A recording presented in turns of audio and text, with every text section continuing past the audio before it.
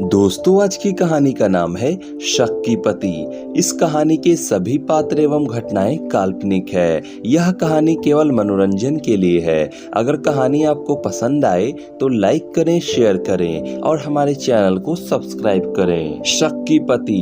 यश और सिमरन एक ही ऑफिस में काम करते थे। यश सिमरन को बहुत प्यार करता था। कुछ दिनों बाद उन लोगों ने शादी कर ली। आज यश और सिमरन की पहली रात थी।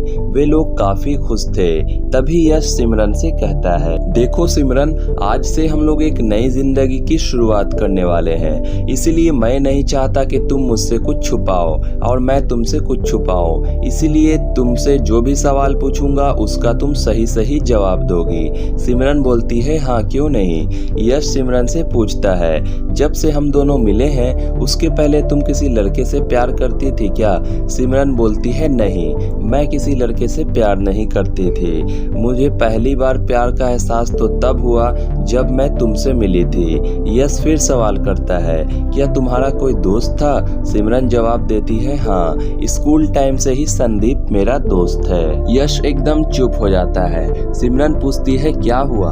यश बोलता है, कुछ नहीं, लेकिन सिमरन ने यश की आंखों में गुस्सा देख लिया था। यश बोलता है, तब तो तुम संदीप को मेरे ही तरह प्यार भी करती होगी। सिमरन बोलती है, क्या फालतू की बातें कर रहे हो, वह मेरा भाई जैसा है। मेरे पति सिर्फ तुम हो। क्या दो दोस्त भाई बहन नहीं हो सकते।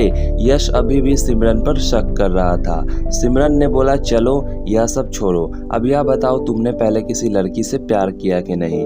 यश बोलता है, हाँ, मैंने एक लड़की से प्यार किया था, लेकिन वह मुझे धोखा देकर चली गई। सिमरन ने कहा, ओके, कोई बात नहीं, अब मैं आ गई हूँ ना। सिमरन यश से कहती है, चलो अब यह सब बातें छोड़ो, रात बहुत हो गई है, अब सो जाते हैं। यश सिमरन को कुछ नहीं बोलता है और अपना मुंह फेरकर सो जाता है। सिमरन भी सो जाती है, लेकिन यश को नींद नहीं आती है। वह यह सोच रहा था कि सिमरन मुझसे झूठ बोल रही है।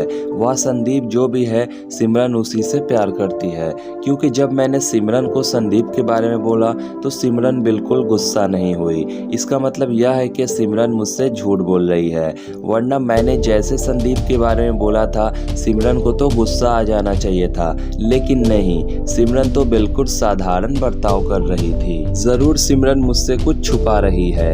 यश भी सो जाता है। सुबह हो जाती है, दोनों जगते हैं। सिमरन सुबह सवेरे उठकर यश के लिए चाय बनाकर लाती है। सिमरन का पति सोया हुआ रहता है। सिमरन बड़े प्यार से यश को जगाती है और चाय परोसती है। यश तो एकदम शक की इंसान था।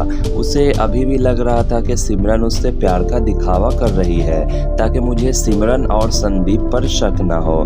यश कहता है, मुझे नहीं पीनी ये चाय, तुम खुद पी लो, मेरा मन नहीं है। सिमरन बड़े प्यार से बोलती है, अरे ऐसे कैसे नहीं पीना है, मैंने यह चाय तुम्हारे लिए बड़े ही प्यार से बनाई है। फिर भी यश चाय नहीं पीता है। यश अपने ऑफिस चला जाता है। यश के आने का समय होने ही वाला था तो सिमरन सज संवर कर अपने पति का इंतजार करती है। उतने में ही यश आ जाता है। सिमरन पूछती है, कैसा रहा ऑफिस का दिन, आप बहुत थक गए होंगे, आप बैठिए, मैं आपके लिए पानी लाती हूँ। सिमरन जैसे ही यश को पानी देती है, यश बोलता है, आज यह 16 श्रृंगार किसके लिए है, संदीप आने वाला है क्या।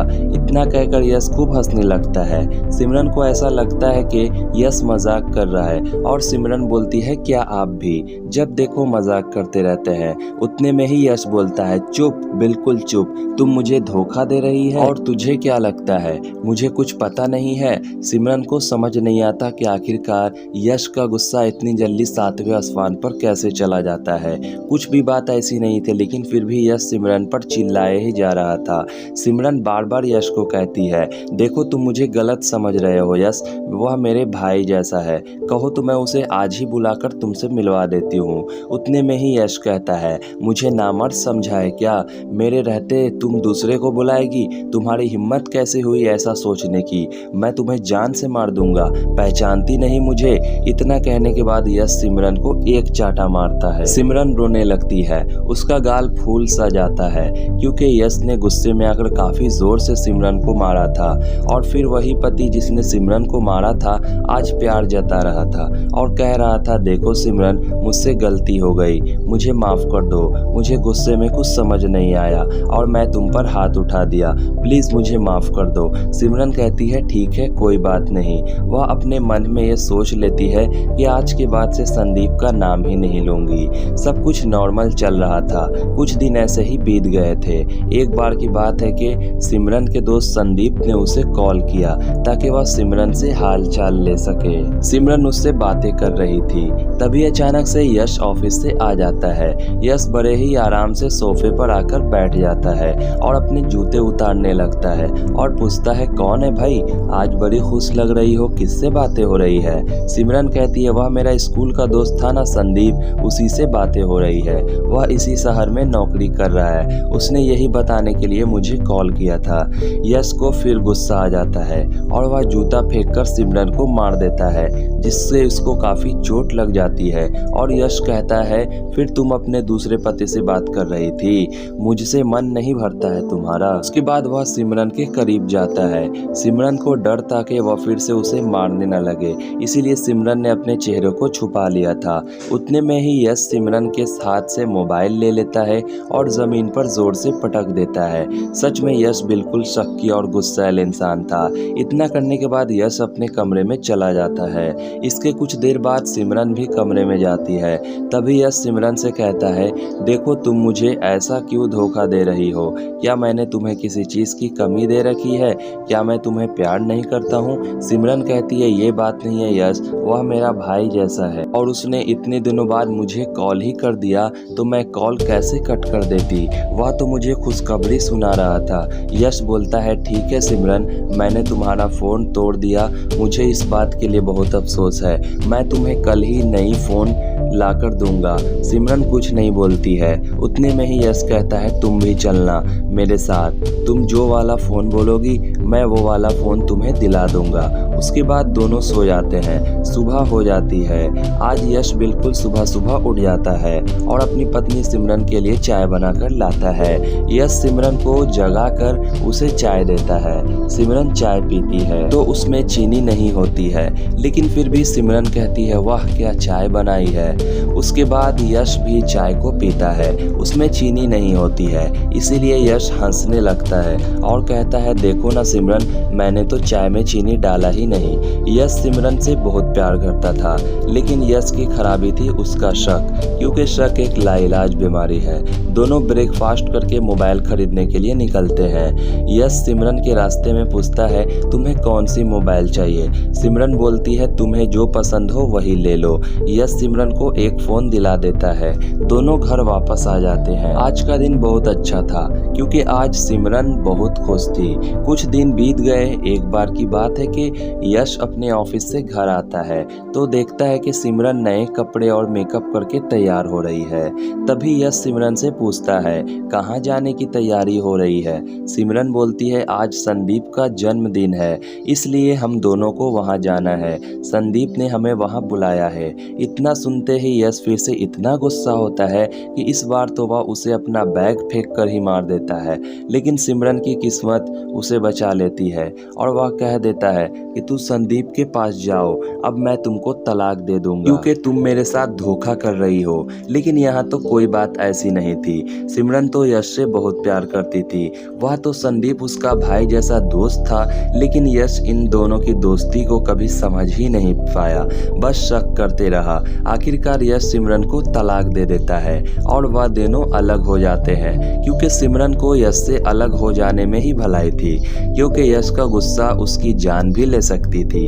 तलाक के बाद इधर सिमरन भी यश को बहुत याद करती थी और यश भी, लेकिन शायद उन लोगों की जोड़ी भगवान को मंजूर नहीं थी। यश पागलों की तरह रोज पार्क में बैठकर दिन बिता देता और बस यह सोचते रहता कि मुझसे कितनी बड़ी गलती हो गई है। मैंने सिमरन को छोड़ बहुत बड़ी गलती की, लेकिन अफसोस सिमरन अब उसके ज़िंदगी से बहुत दूर जा चुकी थी। बेचारी सिमरन भी टूट चुकी थी।